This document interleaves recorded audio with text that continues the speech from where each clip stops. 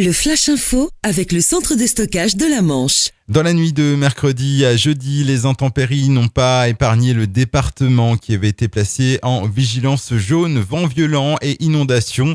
Les secours ont été mobilisés, principalement dans le Cotentin. Les sapeurs-pompiers ont dû intervenir une vingtaine de fois et certains axes routiers du réseau secondaire ont été coupés suite à une soudaine montée des eaux. Les équipes de RDF ont aussi été mobilisées, essentiellement dans le Val-de-Serre et dans l'ouest de Cherbourg.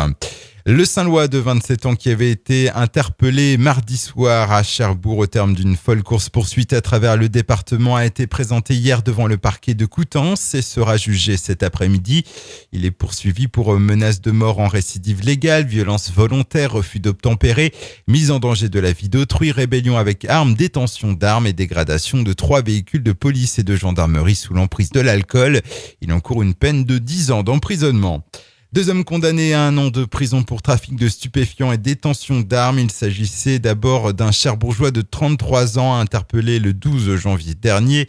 Les enquêteurs saisissaient alors plus d'1 kilo de résine de cannabis.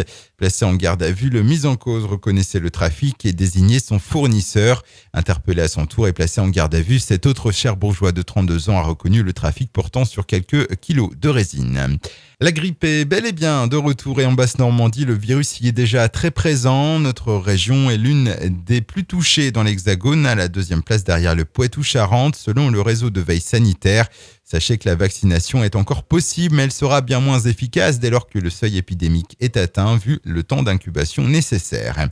Et puis, handball, la JS Cherbourg est représentée aux championnats du monde qui ont démarré hier jeudi au Qatar. L'arrière droit des Mauves, Rabat Soudani, fait partie de la sélection algérienne, championne d'Afrique en titre. Il jouera son premier match aujourd'hui face à l'Égypte. Objectif pour la formation algérienne, atteindre les 8e de finale. Le Flash Info vous a été présenté par Landra, centre de stockage de la Manche à Digguleville. Pour en savoir plus et visiter notre centre, 0810 120 172, coup d'un appel local.